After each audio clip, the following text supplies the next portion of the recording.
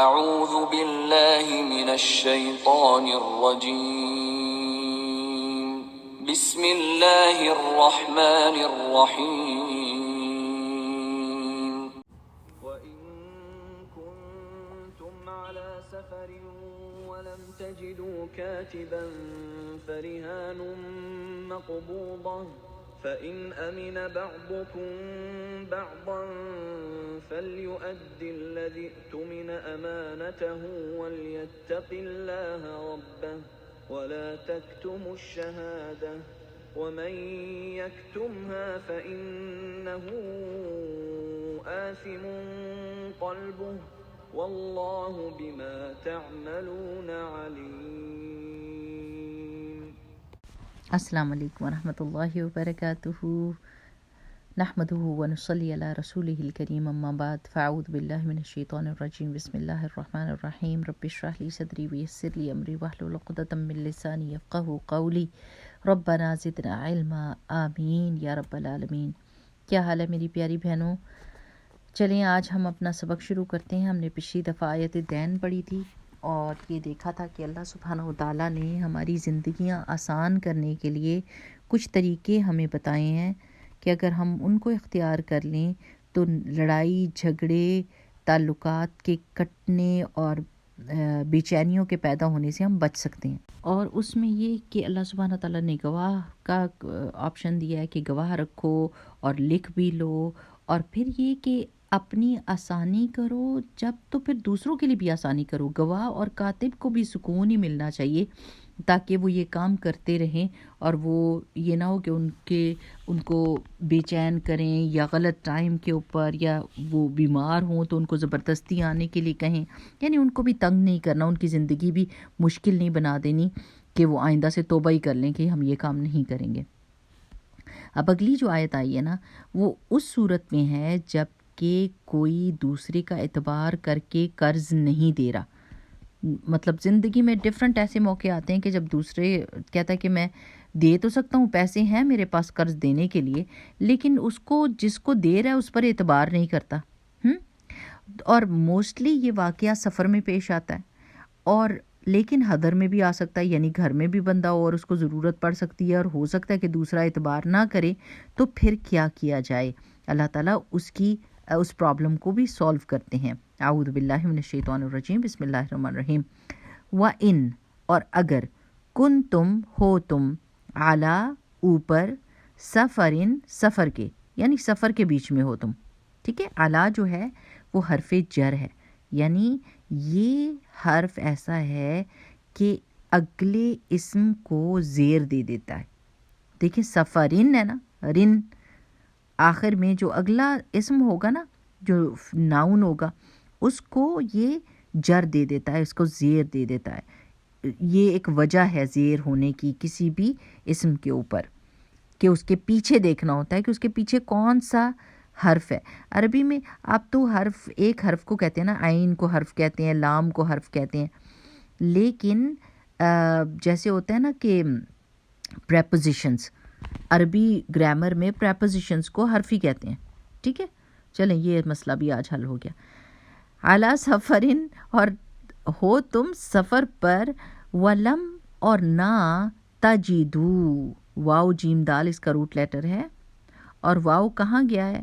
وہ علت والا تھا تو گر گیا ہے، کبھی وہ گر جاتا ہے، کبھی غائب ہو جاتا ہے، کبھی الف میں بدل جاتا ہے، کبھی کوئی شکل اختیار کرتا ہے، ٹھیک ہے۔ تو تجدو، تا تم کے لیے ہے، تم نہ پاؤ، کس کو؟ کاتبن، کاتب کس کے وزن پر ہے؟ فاعل، کام کرنے والا، تو کاتب کون ہوگا؟ کتابت کرنے والا، ٹھیک ہے نا، کاف تابا اس کا روٹ لیٹر ہے۔ اور نہ تم پاؤ کاتب کو، کوئی بھی کاتب نہ تمہیں ملے، فریحانن، تو رہن رکھنا ہے، مقبوطتن، قبضے کی ہوئی چیز کا، یعنی رہن رکھ دی جائے کوئی بھی چیز جو آپ کے قبضے میں ہے وہ دے دی جائے رہن کی صورت میں، ٹھیک ہے۔ رہن کا روٹ لیٹر راہ نون ہے، اور مقبوضہ جس چیز پر قبضہ کیا گیا ہو، یعنی لیٹ سے میرے پاس گھڑی ہے، وہ میرے قبضے میں ہے نا، اور اب مجھے قرض چاہیے، تو میں کیا رہن کے طور پر اپنی گھڑی کو رکھوا دوں گی اور پیسے لے لوں گی اس کے بدلے، اور کہوں گی کہ جب آپ میرے پاس پیسے ہوں گے اور میں آپ کو پیسے واپس کروں گی تو آپ میری گھڑی مجھے واپس کر دیں۔ یہ مطلب ہے کہ رہن رکھوا دیں اس چیز پر جس پر آپ کا قبضہ ہے، ٹھیک ہے۔ فَإِن پھر اگر آمینہ اعتبار کرے بعضکم تم میں سے بعضاً بعض کا فَلْيُؤَدِّ تو ادا کر چاہیے کہ ادا کرے الذی وہ شخص جو امین بنایا گیا ہے امانتہ اس کی امانت کو، یعنی کہ گھڑی دی تھی نا، تو اب اگر بات کلیئر ہوگی، یہ پیسے آ گئے ہیں اور وہ پیسے دے رہا ہے، تو جس کے پاس وہ امانت وہ رہن پڑا ہوا تھا اس کو چاہیے کہ وہ واپس کر دے اس امانت کو۔ وَلْيَتَّقِي اور چاہیے کہ وہ ڈرے۔ اچھا پیچھے میں نے آپ کو اس کا روٹ لیٹر تو بتایا نہیں، اؤتمنہ کا بھی روٹ لیٹر حمزہ میم نون ہے، امانہ کا روٹ لیٹر بھی حمزہ میم نون ہے، ٹھیک ہے۔ وَلْيَتَّقِ اللَّهُ یتقی کا روٹ لیٹر میں نے کیا بتایا، واو قاف یا ہے، متقین اتقو ولیتقی جو بھی اس طرح کا ورڈ آئے گا تقوی سے ریلیٹڈ اس کا روٹ لیٹر واو قاف یا ہوگا، اور چاہیے کہ ڈرے وہ اللہ سے ربہو جو اس کا رب ہے، ولا اور نہ تکتمو تم سب چھپاؤ، کاف تا میم اس کا روٹ لیٹر ہے، کتما کا مطلب ہوتا ہے چھپانا، ٹھیک ہے۔ الشہادتا گواہی کو، شین ہا دال روٹ لیٹر ہے، ومن اور جو کوئی یکتمہا چھپائے گا اس کو، کاف تا میم اس کا روٹ لیٹر ہے، ہا کی ضمیر شہادہ کی طرف جا رہی ہے، ٹھیک ہے نا، جو شہادت کو چھپائے گا، گواہی کو چھپائے گا، فَإِنَّهُ تو بے شک وہ آثم کس کے وزن پر ہے، کون سا مولڈ ہے، فاعل، ٹھیک ہے، فاعل کس کو کہتے ہیں، کام کرنے والا، فعل کرنے والا، تو آثم کون ہوگا، اسم کرنے والا، اور اسم کس کو کہتے ہیں، گناہ کو، ٹھیک ہے نا، تو گناہ گار ہوگا، گناہ والا ہوگا، قلبہ اس کا دل، واللہ اور اللہ تعالی بما ساتھ اس کے جو تعملون تم سب عمل کرتے ہو، عین میم لام اس کا روٹ لیٹر ہے، شروع میں تا تم کی لگی ہے، یہ مضارع ہے، اور آخر میں واو نون جمع کی ہے، جو تم سب عمل کرتے ہو اس کو اللہ تعالیٰ کیا کرتا ہے، علیم خوب جاننے والا ہے۔ علیم کس مولڈ پر ہے، فعیل، اس کا مطلب ہوتا ہے کہ جو اس مولڈ پر ہوگی نا، جو بھی چیز ہوگی، جو بھی بات ہوگی، اس میں کنٹینیوٹی پائی جائے گی مبالغے کے ساتھ۔ مبالغہ کا مطلب ہوتا ہے کہ پوری بات کا پہنچ جانا، یعنی جو کوالٹی ہے اس کا پورا حق ادا کرنا بتانے میں، تو اس میں مبالغہ بھی ہوتا ہے، یعنی بہت شدت بھی پائی جاتی ہے اور کنٹینیوٹی بھی پائی جاتی ہے۔ جیسے آپ نے پڑھا تھا نا، اللہ تعالیٰ کیا ہے، بسم اللہ الرحمن الرحیم، الرحیم، بار رحم کرنے والا، یعنی اس میں شدت بھی ہے کہ اللہ تعالیٰ بہت زیادہ رحم کرنے والے ہیں، اور اس میں کنٹینیوٹی بھی ہے، اللہ تعالیٰ بار رحم کرنے والے ہیں۔ تو جب علیم آتا ہے تو اللہ تعالیٰ جانتا تھا، جانتا ہے، جانے گا، سب کچھ، یعنی علم کا سورس بھی اللہ تعالیٰ ہے، اللہ تعالیٰ ہر چیز کو جانتا ہے، ٹھیک ہے۔ اچھا اب یہ کیا سچویشن ہے معاشرے میں، اللہ سبحانہ و تعالیٰ ہمیں اس چیز پر انکریج کرتے ہیں کہ ہم لوگوں کی مدد کے بن جائیں، ہم ایسے بندے ہوں جن سے لوگ خیر ایکسپیکٹ کرتے ہوں۔ اگر ہم کسی کو قرض دے سکتے ہیں تو دیں، قرض میں آسانی پیدا کریں۔ اگر جس نے قرض آپ سے لیا ہوا ہے اور وہ آپ کو مقرر مدت پر نہیں دیتا اور آپ اس کو مہلت دے دیتے ہیں، تو جو مہلت کے دن ہے ہر روز آپ کو اس قرض کا صدقے کا ثواب ملے گا۔ یہ حدیث سے ہم کو پتہ چلتا ہے۔ واٹ این انسینٹیو، سبحان اللہ، اللہ سبحانہ تعالیٰ کی شان دیکھیں۔ رسول اللہ صلی اللہ علیہ وسلم کی یہ حدیث سے ہم کو پتہ چلتا ہے، لیٹس سے آپ نے کسی کو $100 ادھار دیے ہیں، اب آپ کو پتہ ہے کہ وہ مجبور ہے اور 1 مہینے کا اس نے وعدہ کیا تھا، اس نے نہیں ادا کیے، اب آپ اس کو مہلت دیتے جاتے ہیں، وہ کہتا ہے 2 ویکس دے دیں، اب 2 ویکس میں ہر دن آپ کو $100 کے صدقے کا اجر ملے گا، ٹھیک ہے نا۔ اسی پر آ کر بہت سارے لوگ یہ سوال کر دیتے ہیں اگر وہ دے بھی سکتے ہیں اور وہ نہ دیں تو پھر ان کا کیا ہوگا۔ آپ اپنی نیت کو خالص رکھیں، اللہ تعالیٰ سے دعا کریں اور ان کو اچھی نصیحت کریں جو آپ کا قرضہ واپس نہیں لوٹا رہے، ٹھیک ہے نا، یہی کر سکتے ہیں نا۔ اور کیا کر سکتے ہیں؟ اگر آپ ادھر ادھر باتیں بھی کریں گے یا ان کے خلاف بولیں گے بھی تو بھی کچھ حاصل نہیں ہوگا۔ یا تو لکھ لیں اور گواہ بنا لیں اور گواہوں کو ساتھ رکھیں کہ وہ آپ کے پیسے آپ کو دلوائیں واپس، اور اگر نہیں کیا تو پھر اب صبر کریں اور دعا کریں اور ان کو اچھی نصیحت کریں اور اللہ تعالیٰ سے اجر کی امید بھی رکھیں۔ اب دوسری سچویشن یہ ہوتی ہے کہ آپ کے پاس پیسے ہیں قرض دینے کے، لیکن دوسرا بندہ اعتبار کا نہیں ہے، آپ اس کو جانتے نہیں ہیں، تو کیا اللہ تعالیٰ نے پھر بھی ہمیں یہ انکریج کیا ہے کہ مدد کرو۔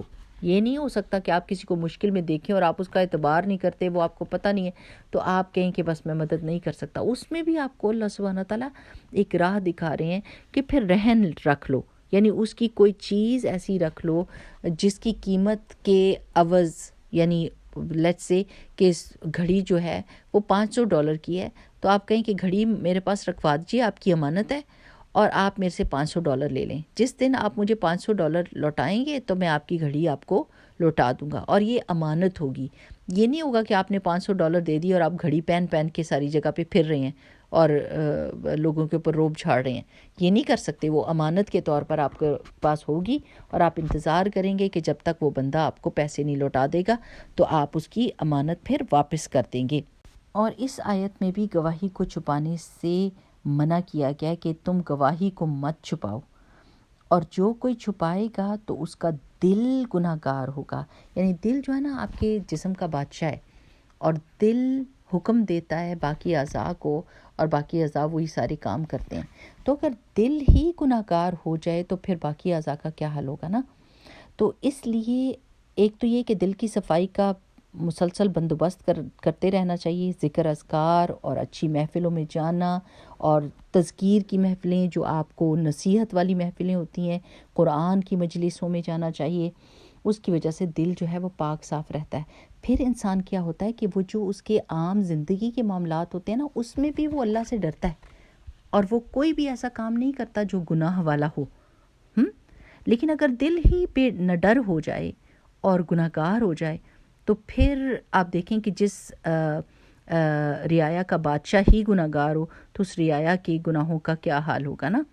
تو اس لیے بہت دھیان سے زندگی گزارنی چاہیے اور اپنے ہر طرح کے معاملات کو اللہ سبحانہ و تعالیٰ کے سامنے رکھنا چاہیے، اور اللہ تعالیٰ کو حاضر ناظر جاننا چاہیے کہ اللہ تعالیٰ دیکھ بھی رہا ہے اور سن بھی رہا ہے۔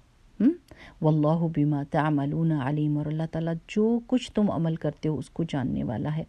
یہ چیز ہمارے رونگٹے کھڑی کر دینی چاہیے اس چیز کو کہ اللہ تعالیٰ ہر اس چیز کو دیکھ رہا ہے، سن رہا ہے، لکھوا رہا ہے، اور قیامت کے دن یہ سب چیزیں ہمارے سامنے آنے والی ہیں جو ہم اس دنیا میں کریں گے۔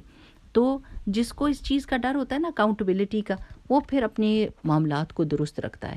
ہمارے معاشرے میں تو یہ ہو گیا ہے کہ اب کوئی کسی سے ڈرتا ہی نہیں، یعنی غصب کرنا لوگوں کا مال، لوگوں کی زمینوں کے اوپر قبضہ کرنا، لوگوں کی چیزوں کو غائب کر دینا، یعنی یہ کوئی مسئلہ ہی نہیں لوگوں کے لیے، یہ کوئی مسئلہ ہی نہیں ہے کہ پیسے دے کے پیپر اپنے نام کے بنوا لیے اور زمین پر قبضہ کر لیا، جائیداد پر قبضہ کر لیا، وراثت کے مال پر قبضہ کر لیا، حقداروں کو، وارثوں کو وراثت دی ہی کوئی نہیں، اور اپنے آپ کو مسلمان کہہ کے اور پرچار کر رہے ہیں کہ ہم تو بہت نیکوکار ہیں۔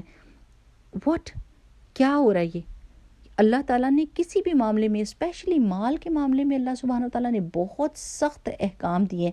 جیسے آپ کو پتہ نا کہ قرض کے معاملے میں یعنی شہید کی ہر چیز معاف ہو جاتی ہے اور پہلا خون کا قطرہ گرتے ساتھ وہ جنت میں ہوتا ہے، لیکن قرض معاف نہیں ہوتا اگر قرض ہے اس کے سر کے اوپر۔ تو یہ چیزیں تو بہت امپورٹنٹ ہے۔ ہم اس کو اگنور نہیں کر سکتے. جس نے ایک چپا بھی زمین کسی کی ظلم کے ساتھ غصب کی ہوگی، وہ 7 زمینوں کا بوجھ قیامت کے دن اٹھائے گا. یعنی بہت مشکل ہوگا وہ دن اس بندے کے لیے. تو اس لیے اپنے معاملات کو بالکل کلیئر رکھنا چاہیے. اللہ تعالیٰ سے دعا کرنی چاہیے کہ اللہ تعالیٰ جو غلطی کوتاہی چھوٹی بڑی ہو گئی اس کو معاف کر دیجئے، اور اس کو اس کیٹیگری میں نہ ڈالیے گا جس میں اس کی پکڑ ہو جائے. اور اللہ تعالیٰ ہمیں اس سے محفوظ رکھنا کہ ہم کسی کے ساتھ کسی کے مال میں کوئی گڑبڑ کریں.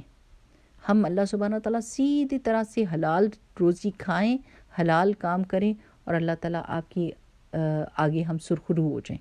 آمین.